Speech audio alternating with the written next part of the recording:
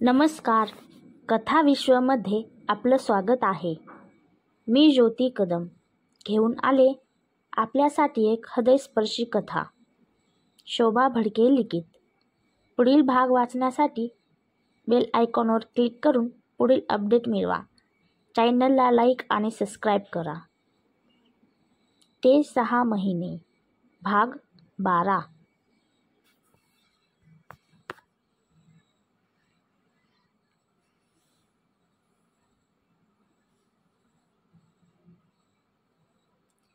मीरा घाबरतच अंघोळीसाठी आत गेली, पण जाताना तिने जोरात दार लावलं. त्या आवाजानेच प्रकाशला जाग आली. त्याने उठून पाहिलं तर बाथरूममधून बांगड्यांचा आवाज येत होता. त्याला समजायला वेळ नाही लागला की आत मीरा आहे.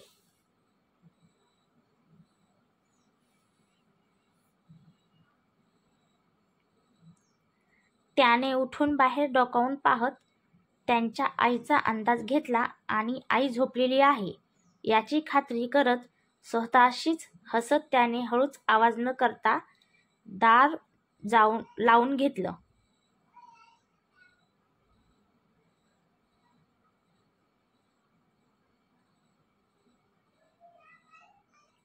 इकडे मीराने घाबरत घाई गडबडीत तिची अंघोळ उरकून घेतली आणि बाथरूममध्ये कशी तरी एडीवाकडी साडी अंगाला गुंडाळली, कारण तिला पटकन रूममधून बाहेर जायचं होतं.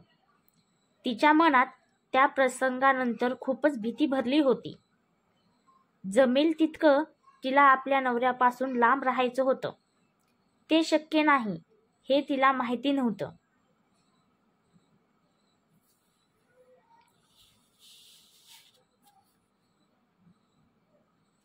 त्या दिवशी जे काही तो तिच्यासोबत वागला होता त्याची परमिशन या लोकांनी त्याचं लग्न लावून दिली होती.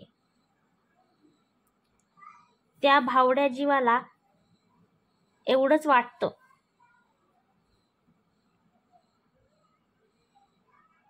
आपल्या आईवडिलांचं घर सोडून या घरात राहणार आहे कायमचं. जसं तिथे राहत होती तसंच तिथे राहणार. जसे तिचे आईवडील तसे सासू सासरे, बहीण सारखी नणंद आणि नवरा. त्याच्याबद्दल तर आई काहीच म्हणाली नव्हती. एक गोष्ट मात्र आवर्जून सांगितली होती. त्यांच्या कुठल्याही गोष्टीला नाही म्हणायचं नाही. जो ते काही करेल ते तू करू द्यायचं, नाही म्हणायचं नाही, असं सगळं सांगितलं होतं.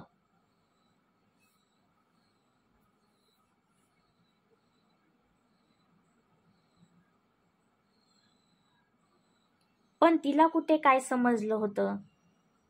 आई काय आणि कुठल्या उद्देशाने सांगत होती. प्रत्येक गोष्टीला हो हो करत राहिली होती आणि इथे आपल्यापासून त्या सूचनांचे पालन देखील करत होती. ती सासू जसं सांगेन तसं करत होती.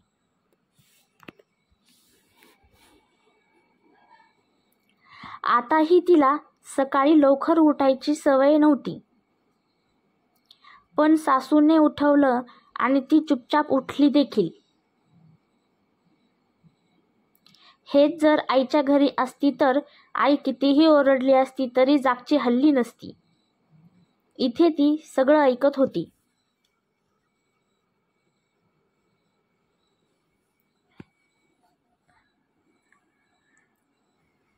गडबडीत दार उघडून ती बाहेर आली आणि आजूबाजूला न पाहताच खाली बघत बाहेर जाऊ लागली आणि समोर कशाला तरी धडकली. टणक काहीतरी असं तिच्या डोक्याचा लागलं आणि डोकं चोळतच तिने मान वर करून पाहिलं आणि ती घाबरून डोळे मोठे करतच समोर पाहू लागली.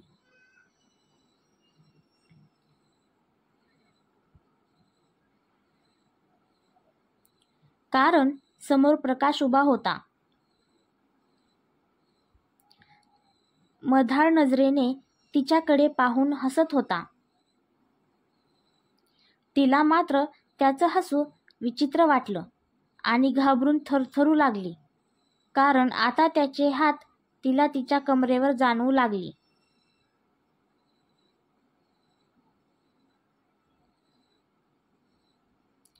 तिच्या साडीचा पदर बाजूला सारत तो तिच्या कमरेवर हात फिरवू लागला. वासनांध नजरेने तिला तो निहाळू लागला. ती तिच्या हातांच्या मुठीत साडी घट्ट आवळत चालली होती. तिला सुधरत नव्हतं काय होतंय ते. त्यांच्या अशा स्पर्शाने तिच्या शरीरात जे बदल होत होते ते तिला समजण्यापलीकडे होते. तिला त्यांची नजर आणि त्यांचा स्पर्श दोन्हीही सहन होत नव्हते.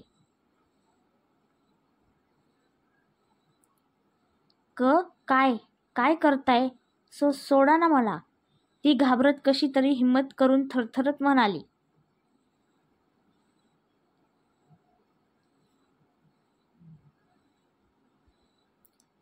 पण त्याचं तिच्या बोलण्याकडे लक्ष नव्हतं. तो हळूहळू वर सरकत होता आणि त्याची नजर तिच्या चेहऱ्यावर रेंगाळत होती.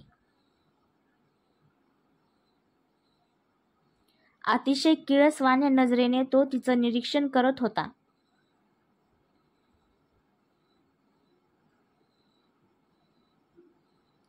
मला सोडा, मला जाऊ द्या, ती रडतच कशी तरी म्हणाली. आवाज थोडा वाढला होता.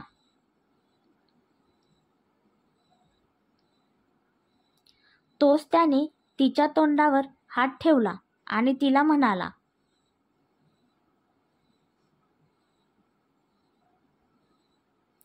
श्श्श, ओरडू नकोस, आई जागी होईल. आणि रडायला काय झालंय? काही करत नाही मी, काही करणार पण नाही, पुढचं काही करणार नाही. नाहीतर आई ओरडेल.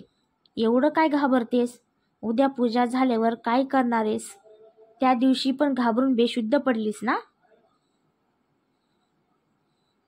आज जर असं काही झालं ना, एक ठेवून देईल ना, गप्प बसायचं आणि ओरडायचं नाही अजिबात. आणि बस आजचा दिवस, उद्यापासून कोण अडवणार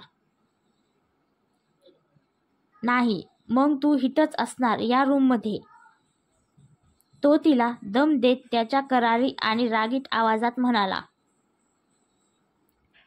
आणि याचा तिच्यावर व्हायचा तो परिणाम झालाच. तिने घाबरून तोंड बंद केले आणि आलेला हुंदका आतल्या आत परतवून लावू लागली.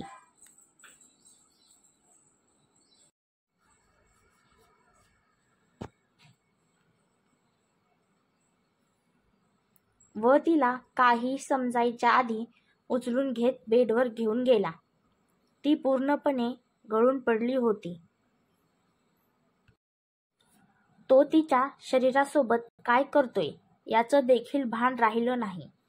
फक्त त्याचे बोललेले शेवटचे शब्द कानात घुमत होते.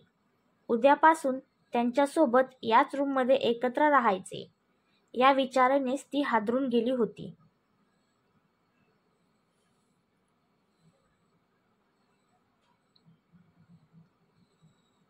कितीतरी वेळ तो तिच्या शरीरासोबत खेळत होता. अंगावरचे कपडे बाजूला झाले होते. कळायला लागल्यापासून आईने कधी वडिलांसमोर देखील अंगावरची ओढणी नसताना जाऊ दिलं नव्हतं.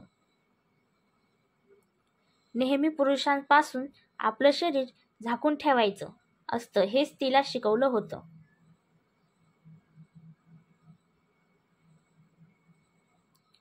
मग या नवरा नावाच्या पुरुषाला कोणी अधिकार दिला तिच्या अंगावरचे कपडे बाजूला करण्याचा? तेही तिच्या मर्जीशिवाय. तिच्यातल्या शिक्षणाची आवड असलेल्या हुशार विद्यार्थिनीला प्रश्न पडला होता. याचं उत्तर तिला देईल असं कोणी नव्हतं.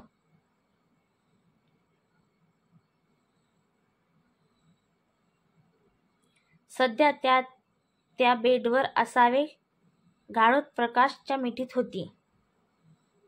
तो तिच्या पूर्ण शरीरावर हात आणि ओठ फिरवत होता. त्याच्या स्पर्शाची तिला फक्त आणि फक्त किळस वाटत होती, पण ती काहीही करू शकत नव्हती.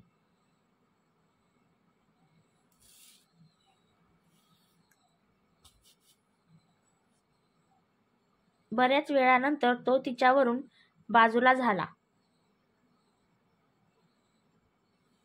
उठून तिच्याकडे पाहत अंगठ्याने स्वतःचे ओठ पुसत म्हणाला, "उठ, कपडे घाल आणि आवरून बाहेर जा, नाहीतर आईने पाहिलं तर ओरडेन. पूजा झाली नाही अजून," असं म्हणत त्याने बाजूला अडकवलेला टॉवेल घेत कमरेला गुंडाळला आणि बाथरूममध्ये निघून गेला.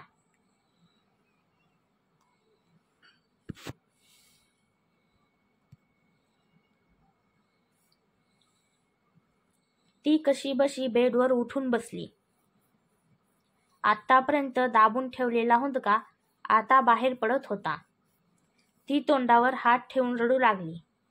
तिला मोठ्याने रडावंसं वाटत होतं, पण ते ती करू शकत नव्हती. बाथरूममधून पाण्याचा आवाज येत होता. तिने दरवाजाकडे पाहिलं आणि पटकन उठून खाली पडलेले कपडे उचलून अंगावर घातले आणि तशीच वाऱ्याच्या वेगाने बाहेर निघून गेली.